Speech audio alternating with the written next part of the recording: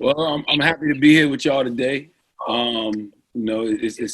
It's a blessing to be a blessing and to be here to just talk to you, young brothers. I understand the power of mentorship because for me, I wouldn't be here if it wasn't for the mentors in my life. The brothers and the sisters who cared enough about me to pull me to the side and tell me, like, look, man, if you don't change your lifestyle, you're gonna end up in jail, dead, or broke, sitting under the tree. Those people who never gave up on me, even if I, probably had already given up on myself. And the only reason I say I had given up on myself was just because of the way that I was moving. Because you can't put certain energy out there and expect not to get that energy back. And it's just certain things that that you're going to be doing and certain things that you're going to be a part of that are only going to lead you to three different places. And that's the places I just mentioned: jail, dead, sitting under the tree. So honestly, man, I would like to take this opportunity to just answer questions, because I would like to be specific in the things that I'm talking to you all about. So if any of y'all have questions, man, feel free to fire away. Charles, you look like you definitely got some questions. Charles McCormick, I see you in the corner. Charlamagne, what's up, man? My dad always talk to you about me. I can't hear you. I don't got no questions. Oh, okay. Yeah, I got a question. Talk to me. So I just want to know, like, DeMonte? Huh? DeMonte? Yeah, DeMonte. What's up, King? What's up? I want to know, like how, like growing up, like, cause I read your book for real, like, and I want to know, like how did that, like, how was you able, like, to go, like, going through everything that you've been through, like, how was you able to just, like, to push forward and, like, to be able to be as successful as you is now today? Man, that's a great question. Honestly, it's because I didn't have no plan B. If you read my book, then I was raised on a dirt road in Moncks Corner, South Carolina. So, there was nobody around me that I could actually look to and be inspired by as far as like what I'm doing now.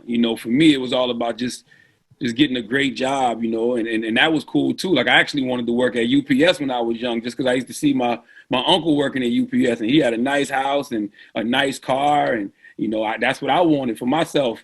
But for me, man, it was really books and music. And the reason it was books and music is because I didn't have those inspirations around me. But when I would pick up a good book, it would help me to transcend my circumstances and make me realize that there was a world out there bigger than my dirt road. When I used to listen to, certain records, and whether it was listening to Biggie Smalls talk about what was going on in, Brooklyn, or Trick Daddy talk about what was going on in Miami, or Tupac talking about what was going on the West Coast, that let me know that there was this whole, big world out there that I hadn't even, begin to explore. And, a lot of times, man, when you watching TV, the people that you see on TV that look like you, they're usually in entertainment or athletics. So like a lot of kids in the hood, I wanted to rap, because I thought that was the way out of the hood. Let me get in this recording studio and spit some bars. And, my good plan wasn't God's plan for me. But being in that recording studio, I met a radio personality named Willie Will. And he was working at Z93 Jams in Charleston at the time. So I just asked him, I said, yo, how did you get into radio? And he was like, I went down there and I got an internship. So that's what I did. I wasn't in school or nothing, but the times were different back then. It was 1998 in Charleston, South Carolina. So you didn't really have to have, you didn't have to be in school. But I went down to the radio station, and being that was such a positive environment, and being from the environment I come from, where I was sitting on my dirt road, selling crack, in and out of jail, getting in trouble, to be in that environment, it just felt like I was doing something really, really positive with my life. And I was making my mama smile. So I was like, this is where I want to be. And so I went from working in the promotions department to getting the opportunity to be in programming and being on the air. And I just said to myself, man, I don't care if I'm going to make $30,000 a year for the rest of my life. I love doing this, meaning I love doing radio. So it wasn't even about the money or trying to be super successful. I just found something that I love to do. And so I stuck at it. So that's what I would encourage any of y'all brothers to do, man. Just find something that you love to do, something that makes you happy. And it don't have to even be nothing, in the entertainment industry. Because I think we live in this era where, we're too super obsessed with celebrity. You know what I'm saying? People think you got to be some sort of celebrity, or you got to be famous in order to be successful. And that's not the case at all. The older I get, And the more my circles change, you know, I'm building with the 6-7 figure attorney, the 6-7 figure doctor, you know, a brother like Robert Smith, who y'all can Google, who's a multi-billionaire black man, you know, and they not in entertainment. So when you start to, you know, get around people who are doing different things, your mind opens up. I wish I had done that earlier. If I would have done that earlier, I would have been exposed to more people like that, and I probably would have fell in love with something else. Who knows? I mean, I'm clearly doing what God wants me to do, but I just encourage all of y'all to, you know, don't be afraid to ask questions to anybody. And if you see somebody that's being successful, man, you know, just ask them how they got there. Simple as that. I have a question. Steven, what's up, my brother? All right, so I wanted to ask you like about fear. So like, are you afraid of the in the neighborhood that you are now, like, you know how like majority black neighborhoods how you used to be in? Like, are you afraid of how people see you now in the neighborhood you live in? God damn, that's a good question. Man, that's such a good question because yes, and I'll tell you what scared me. Because, you know, that's your thought process, right? Your thought process is you get successful, you get some money, you go get you a nice house in a nice neighborhood. And, you know, what is nice? Nice usually equates to wealthy and white, right? And then, you know, when I first moved over here, it was like, it was 2016. I'm about to move again, actually, but I first moved over here in like I'll give you two examples. One time I was living in the neighborhood I lived in before this, right? One time my homeboy, it was 5 o'clock in the afternoon, broad daylight. My homeboy pulled up and he had just got a Benz and he was putting his license plate on the Benz, right? So he was parked in front of my house, putting the license plate on the Benz. My white neighbor called the police on him. So my homeboy called me like, yo, the boys out here. And I'm like, the boys out here? I'm like, for what? And he was like, I don't know. Yo, man, the police put him in handcuffs because my white neighbor called the police on him because he was putting the license plate on his new Benz. And they searched his car. He didn't have nothing on him, but he had like an old warrant for a speeding ticket or something like that. Then my other two homeboys pulled up, same profile, big dudes with dreads. They locked another one of them up for old speeding tickets, right? So the neighbor comes out and he's like, I knew it. What did they have on them? Guns, drugs? And he was like, nah, they just had speeding tickets. And you were just clearly profiling because all his brother was doing was putting his new license plate on, his tags on his car, right? So stuff like that does scare you when you live in these neighborhoods. And then when I moved over to this neighborhood, man, I remember it was Halloween 2016. So these white people had the craziest Halloween decorations. I mean, stuff hanging from trees. Like, it just looked so spooky and devilish. And on top of that, it was 2016. So guess what else they had in their yard? Trump signs. I said, what have I gotten my family into? I was terrified. So yes, you do still have that same anxiety as a black man in America because you know, regardless of what your situation is, in this neighborhood, you probably still not welcome just because of the color of your skin. So yes, that was a great question. My anxiety still plays tricks on me. Charlamagne, I got a question. Kid J. So, what would you say to somebody who's trying to make it in music without the violence? I would say you're necessary. I would say you're needed. You know, I would tell you that, you know, black people are not monolithic, you know, and if that's not your experience and that's not what you want to rap about, then don't rap about that. I mean, I think that one of the worst things that our generation, because I come from a different generation than y'all, I grew up in the 90s. You know, the 90s was a generation that glorified everything that was wrong with our culture. You know what I'm saying? We celebrated the drug culture. We glorified the gang culture. You know, we talked about killing each other 100 miles per hour. And 95% of everybody that was doing it was lying.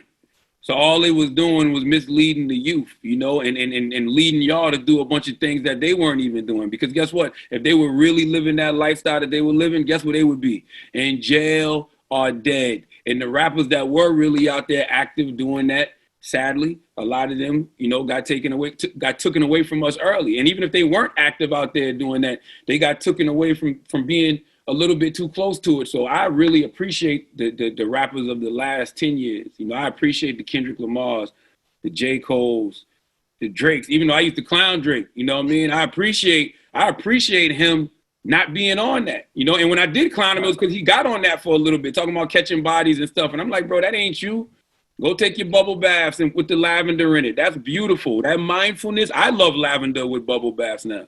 You know what I mean? So the Rhapsodies and the Wale's, like, yo, man, I salute them for truly being themselves. Because all I want anybody to ever do is be themselves, Kid J. Because at the end of the day, when you wake up in the morning, the easiest thing to do is be you.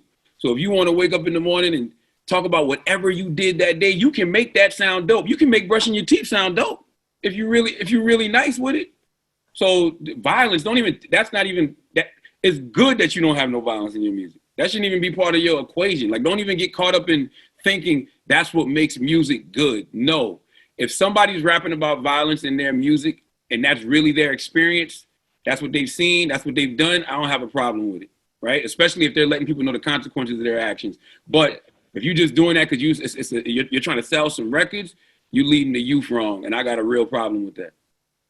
Thank you. Question. Okay. Corey, what's up, King? Charlamagne. What up, Sean?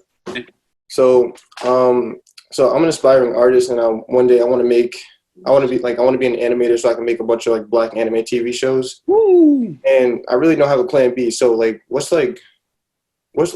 heard you mention like you didn't have a plan B either. Like, what kept you going with plan A?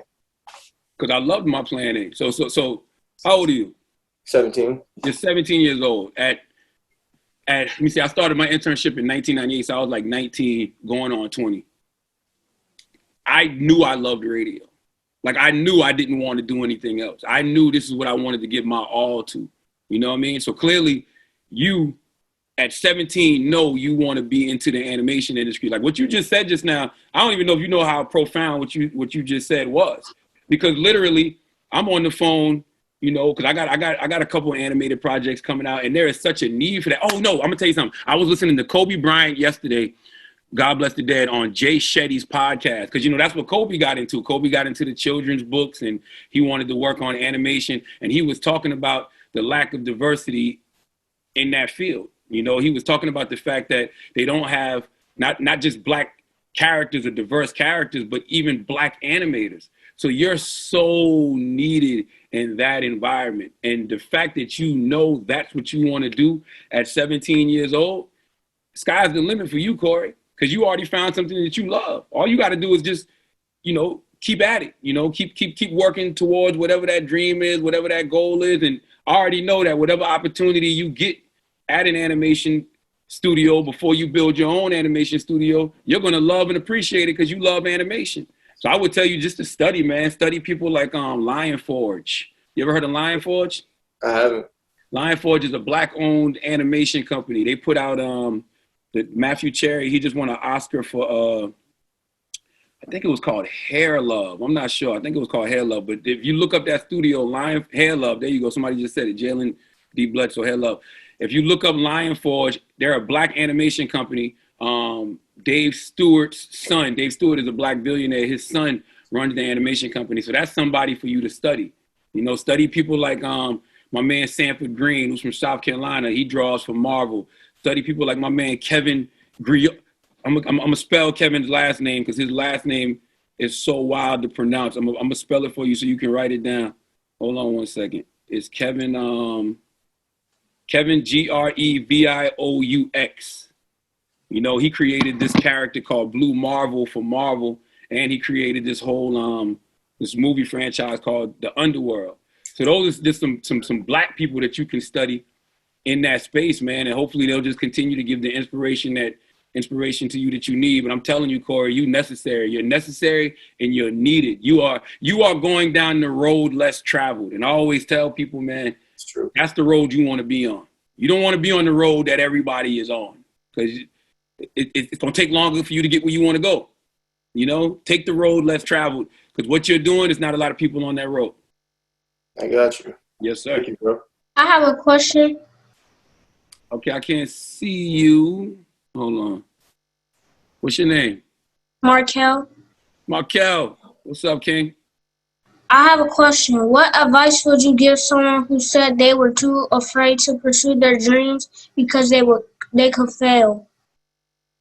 Oh, you can't be afraid to fail. In fact, you should expect failure. You know, to be honest with you, you're gonna get more no's than yeses in any business that you're in. You know, the no's are part of it. You know, if you stop just because you're told no, then I would have to question, you know, your dedication to whatever it is you're trying to do. I would have to question, you know, your love for whatever it is you're trying to accomplish. You know, failure is a part of the process.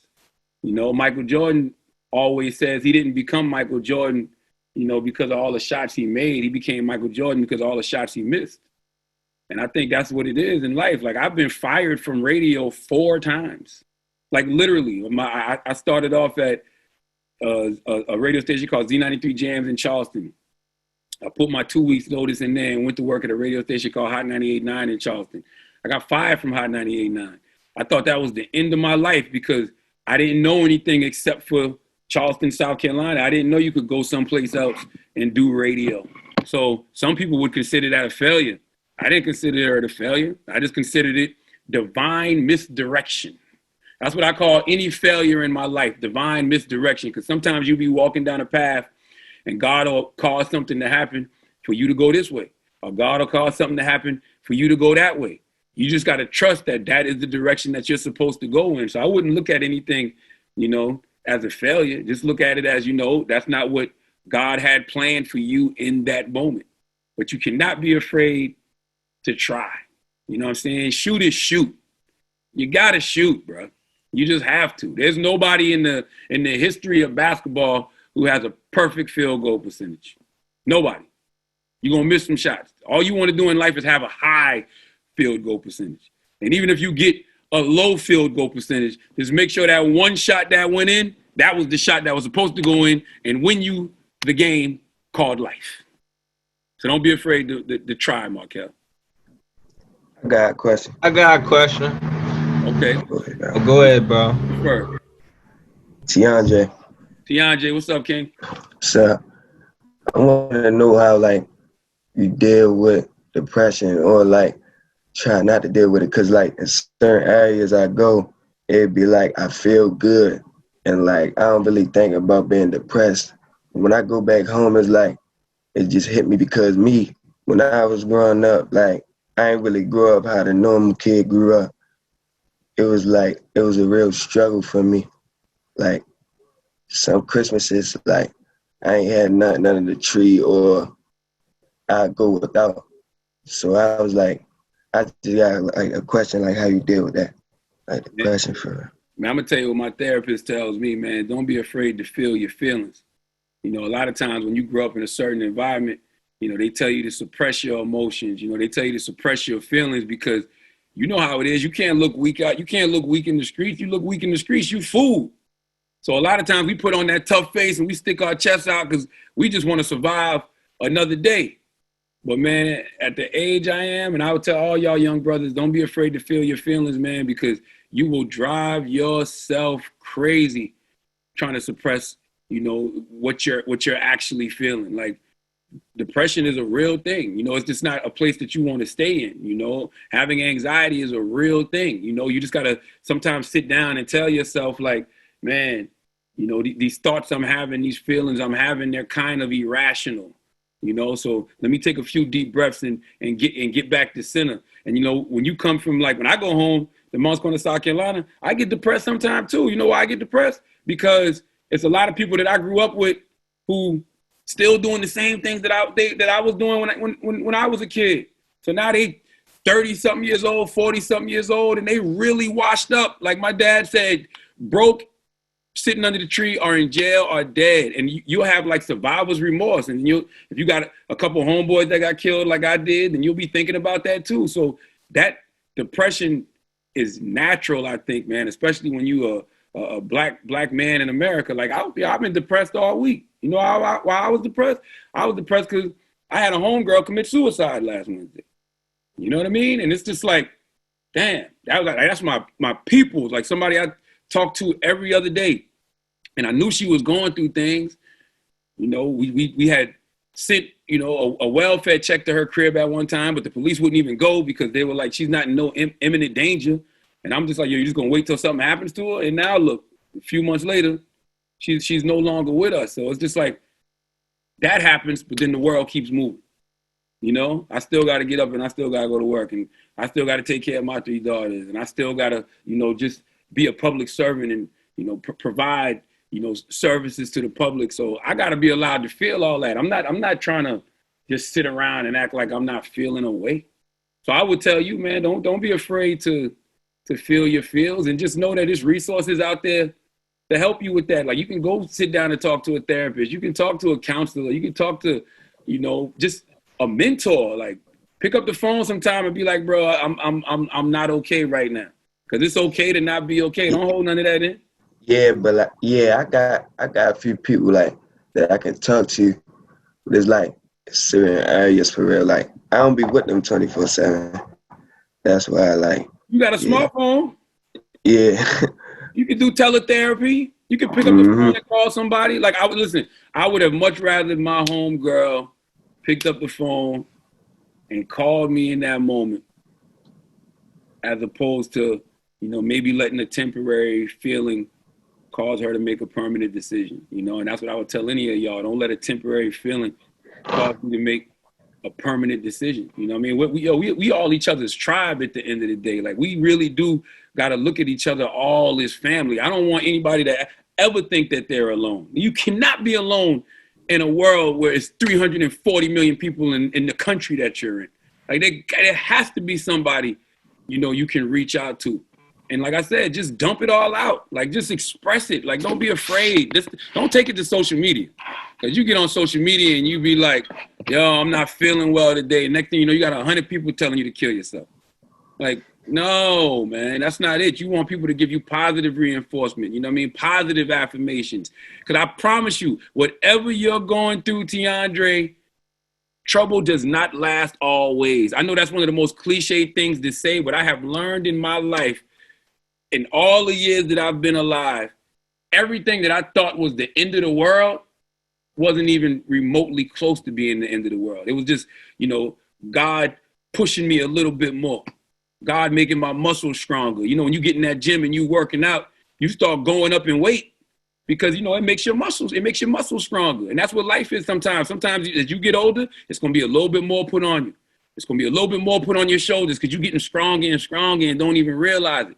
So don't buckle under the pressure now, but don't be afraid to feel that pressure, and don't be afraid to say that there is pressure. We are the generation that has the luxury of healing.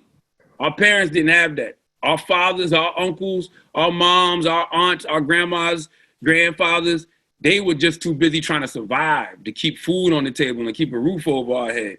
We have the luxury of actually healing and the luxury of thriving. Take advantage of that, man. Take advantage of that. Mm-hmm. All right. 15 years ago, did you see yourself as far as you is now? Yes, I did. How you pronounce your name, Tayon? Yeah. Yeah, I did, man. You know, because I was blessed enough to read a book called I think it was The Power of Intention. It might have been it was The Power. It was either The Power of Intention or The Secret. It was one of them, but it was about the law of attraction. And you know, the law of attraction is anything that your mind can conceive, you can achieve.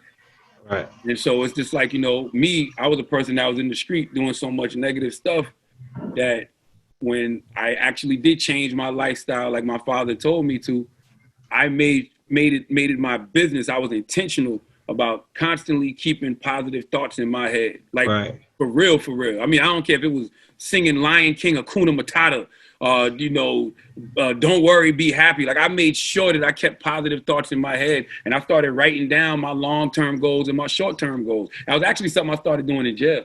When I first went to jail, I started writing down what I wanted my life to be like, you know? And okay. I had these big aspirational things that I wanted to do. You know, I just knew that I wanted to, you know, be successful. I didn't know what I was going to be successful at. I mean, I even tried, you know, going to school for a little bit to, you know, become a psychiatrist. You know what I'm saying? Like, I only stayed in there for like 2 weeks, 3 weeks, but it doesn't matter. I went, you know what I mean? Because I was just trying to create positive energy in my life.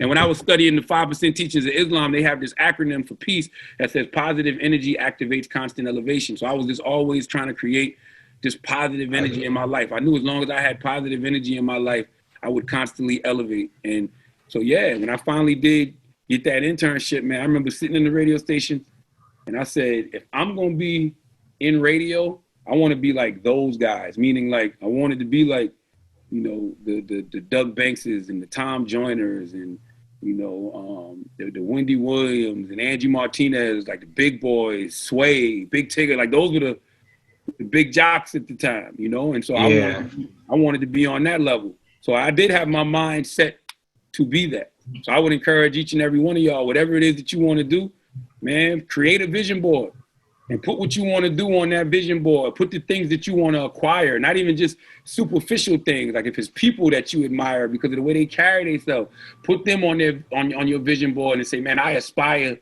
to be like that. You know what I mean? You sound like you already got one. Who you got on your wall? Say it again. Who you got on your wall? Oh no, I ain't got one. My fault. Oh, okay. I was distracted just now. Oh, okay. But yeah, create your vision board, man, and look at it. Constantly stare at it and just. Yeah, Steve said something about that yesterday. A word? Yeah. He's absolutely right, man. It gives you something to aspire to. I'll take that in consideration. I got no question. X, and you look like you're from Wakanda.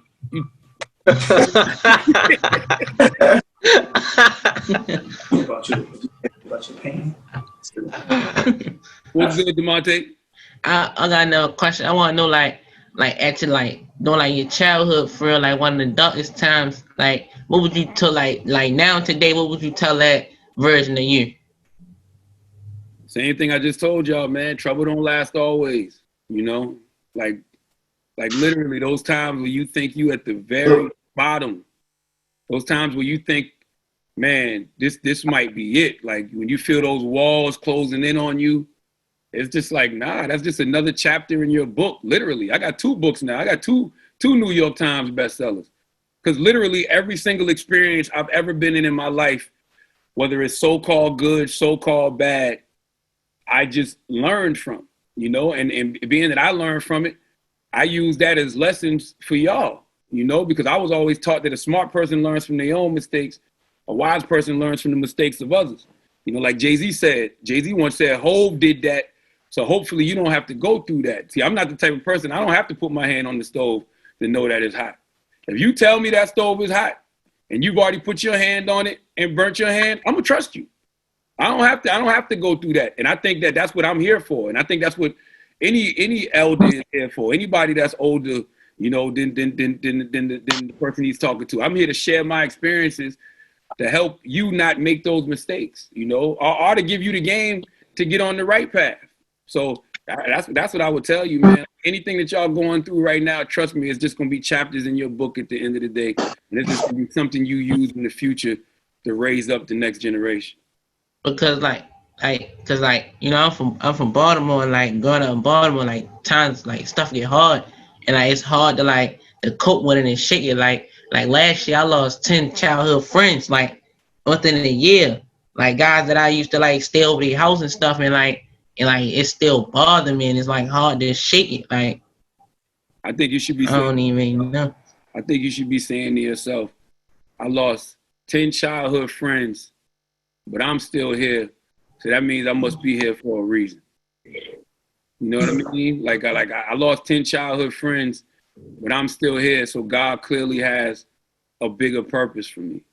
You know, I lost 10 childhood friends, but I'm still alive. I'm still breathing.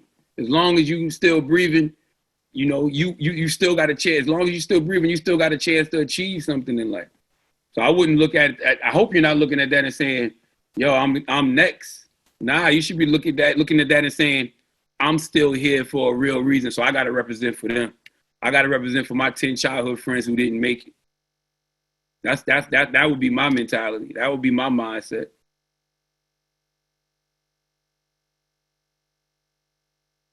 You got more questions? I got a question. Yes, sir. Charles, what's happening? Can you give me advice of having a clothing line? I'm trying to build my own clothing line. Your clothing line, I think that you got to look at your clothing line the same way that everybody else on here is looking at what they want to do. You know what I'm saying? Like, you know, you have a clothing line. What do you want to do? T-shirts? You want to do jeans? I want to do everything. I want to do T-shirts and sweaters.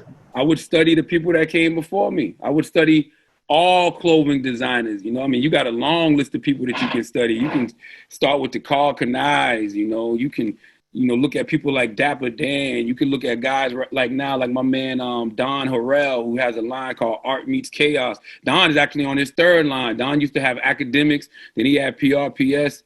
Now he has Art Meets Chaos. Look at what Kanye is doing in that space, you know? And I would just, you know, create a line that you know your people like to wear. Like you, how old are you?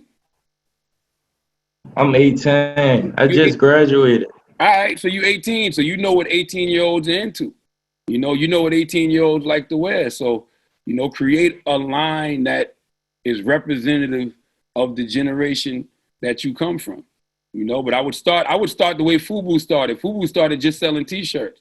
You know, they got them a nice logo designs, and they started pressing up T-shirts, and they started selling those T-shirts out of the trunk. That's what you might have to do where you're at. You know, just to create a buzz for what it is that you're doing. But the key to anything that y'all want to do is study, man. Study the people that came before you. Like there's so much literature that you can pick up, and so much information that you could just pick up and read, and just, you know, look at the way people broke into this game. Study Damon John from FUBU. You know, go study Jerry Lorenzo. Study all of these guys that are out here active doing what it is that you want to do now, because you easily can be the next generation of that. That was my mindset with radio. My mindset with radio was, you know, Tom Joyner and Doug Banks not going to be around forever. So eventually, I got to be that for my generation. So I studied them. You know, I study Steve Harvey. I study the moves Steve Harvey makes, you know, because eventually I know I'll be in that conversation as well. So that's what I would just tell you to do, man. Study. Keep God first. Stay humble.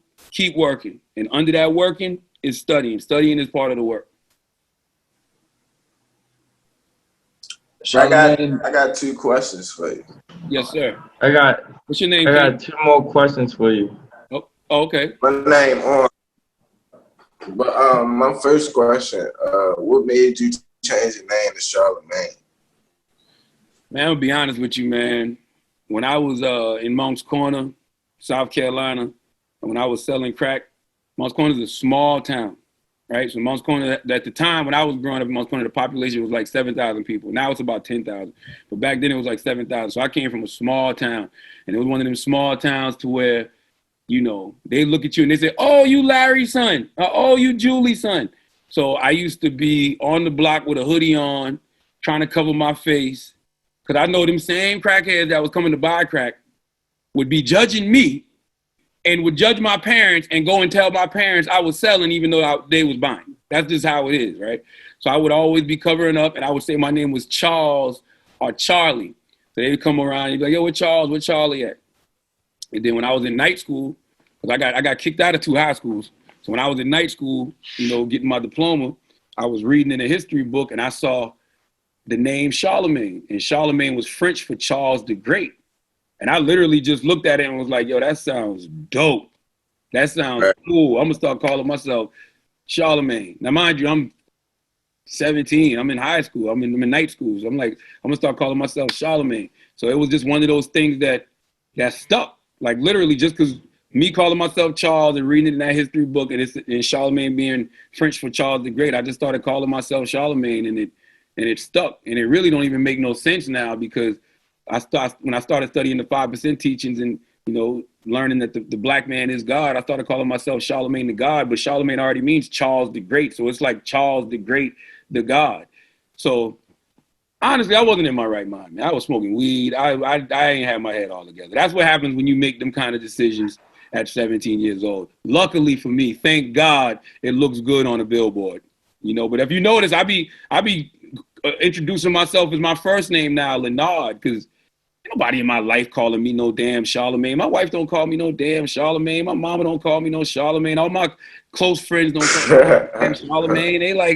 They like Leonard, Nod. Like, so it's just like I just be saying my name Leonard. And then I got 3 daughters. I be feeling stupid. Your daddy Charlamagne? You don't know no damn Charlamagne. Who got it? Got a question. Charles? Yeah.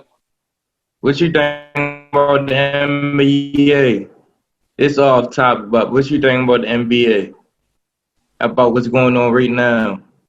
Man, I think if them brothers want to get back to work, they should be allowed to go back to work. I think I don't like people saying that the NBA would be a distraction from everything that's going on right now, because black people have been walking and chewing gum at the same time in this country forever.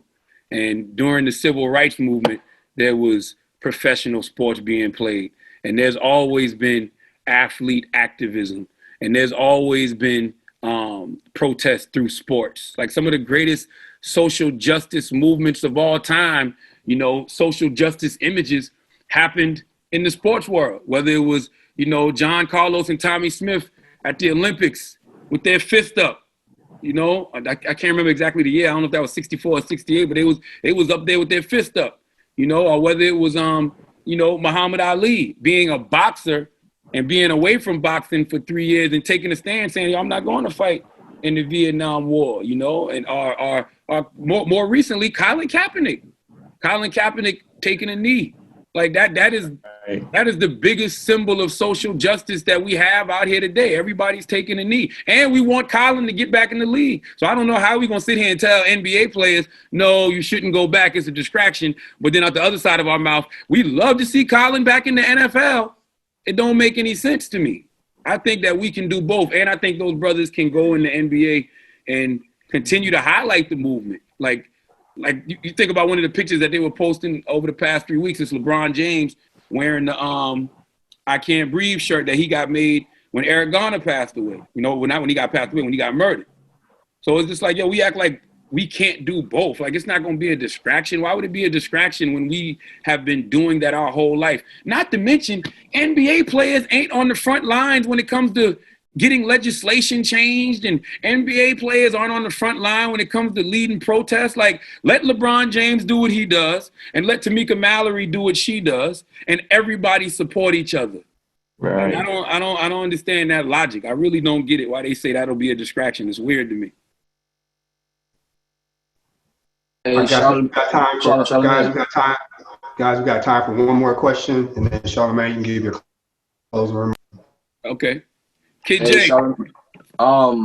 Shoot, I ain't really got no question, but I just really wanted to tell you, for everybody in the call, we really do appreciate you for taking your time out of your day and doing this. You know, Man, yeah. I have to do this, and the reason I have to do this is because somebody did it for me. You know, people like my man, Dr. Robert Evans, you know, people like, you know, George Cook, people like my father, Larry Thomas McKelvey, like, you know, these, you know, my daddy, of course, we can sit here and say he was supposed to be doing that, but we all know that no father has the obligation. Like, a father can bounce. The father don't have to be in our lives, you know, but he was in my life, you know. He wasn't a perfect man at all, but he still was a father, and a good father. So for me, I had those mentors. I had those people who took the time to sit down and just have a conversation with me and give me some game and let me know that, man, they come from the same place that I come from. You know, they went through a lot of the same experiences that I went through, or people around me went through, and they were still able to overcome and accomplish things. You know, so being that he did it, I can do it too. Black people, we are visual people. All I got to do is see somebody do it that's black like me, and I feel like I can do it too.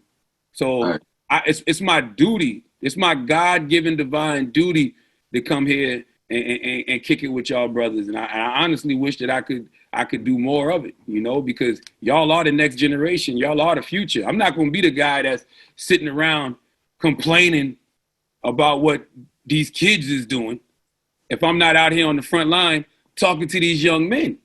You know what I mean? Like, yo, if these young men are not being good representatives, right? That's our fault.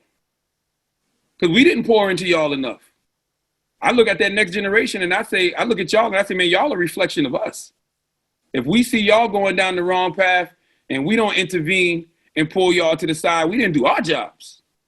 So I'm happy to be here, sitting here having a conversation with y'all, man. I wanna 10 years from now, 5 years from now, have one of y'all run up on me and be like, yo, man, remember when you talked to me at the Steve Harvey virtual mentoring camp?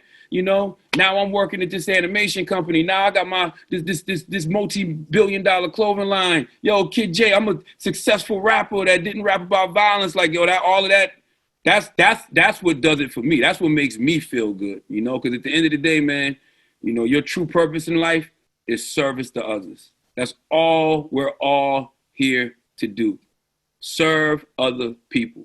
If I can't be of service, I feel like I'm useless. So I hope I served y'all brothers well today. Thank you, man. Yes, sir. And you'll look out for my anime one day. It's gonna be out there. I am. Like, we're gonna work together. Oh yeah? Yes, sir. Corey, y'all be cool. Thank you for having me, man.